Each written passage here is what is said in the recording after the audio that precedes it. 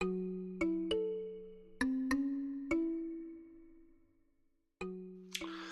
to Palm 100, 2018.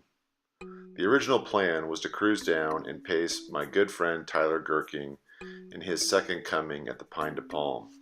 He had previously run and completed the race in 2016.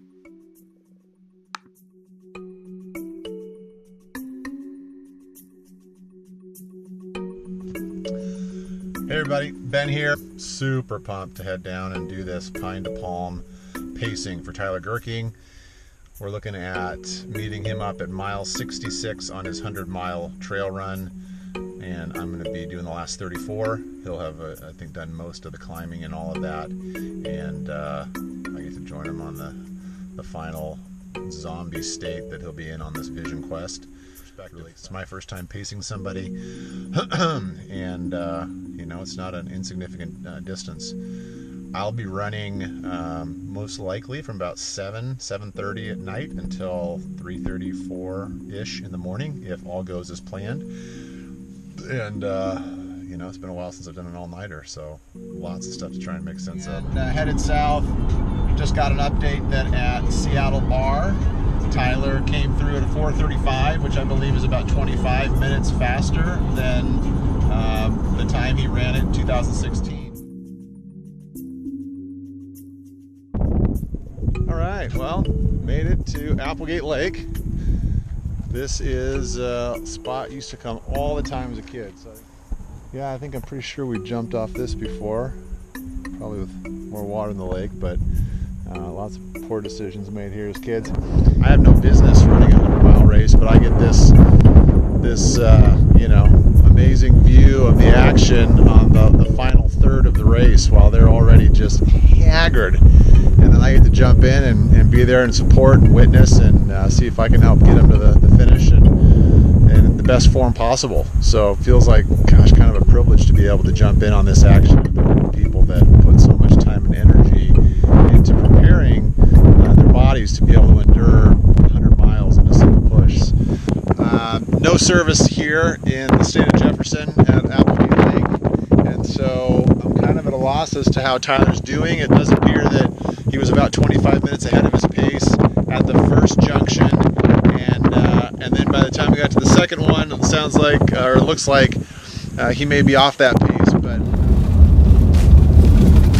all right, so this is the road up to Hanley Gap. Pretty much one way, Forest Service Road, 2010. About 6 miles in this section. Super fun. I don't get to drive roads like this enough. Well, in an unfortunate turn of events, Tyler wasn't able to complete the race prior to me jumping in with him. The knee was not holding up, so he had to pull out at Squaw Lakes. So we were able to communicate with his wife, Amelia, confirm that, and now I am headed back down from Hanley Gap to Roosh to see the family and Tyler and figure out the next move.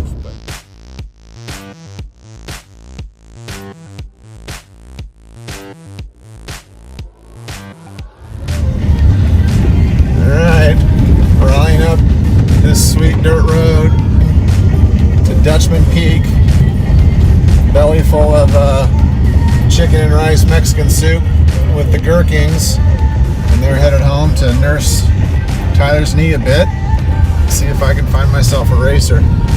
Needs a pacer. Along the way, I found a gentleman named Martin grinding up the road on his race and offered my services. He happily accepted, and we agreed to meet at Dutchman Aid Station, where I would join him for the remaining 34 miles.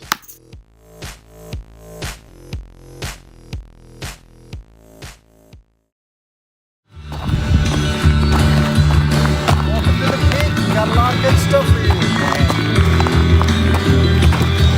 got a little soup. We got a vegetable soup, quinoa. Here we are, friends. Dutchman Peak Aid Station. Good beats, yummy treats. All right, folks. Things have certainly not gone as planned today. obviously Tyler's out, and so on my way up I find a runner to pace. I drove by a dude named Martin and offered to pace him while I was driving. He's like, man, that'd be great. Got up to the top, and he ended up getting out on the trail ahead of me by like an hour. So here I am on the trail by myself, trying to find said Martin, who's grinding it out, probably going, where is that joker that gave me false hope? And then, after about 10 miles of running, I caught up to Martin. He was in good spirits and making excellent time.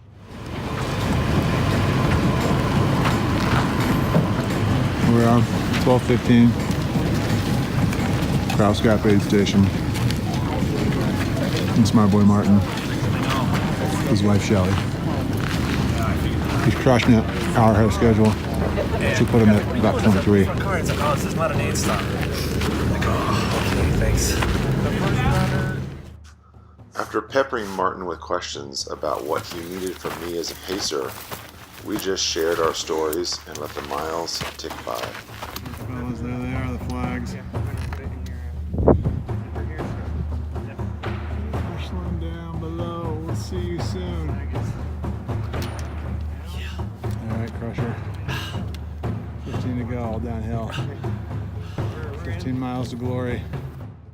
While the final 15 miles were in fact all downhill, the 5,000-foot descent took its toll on us both.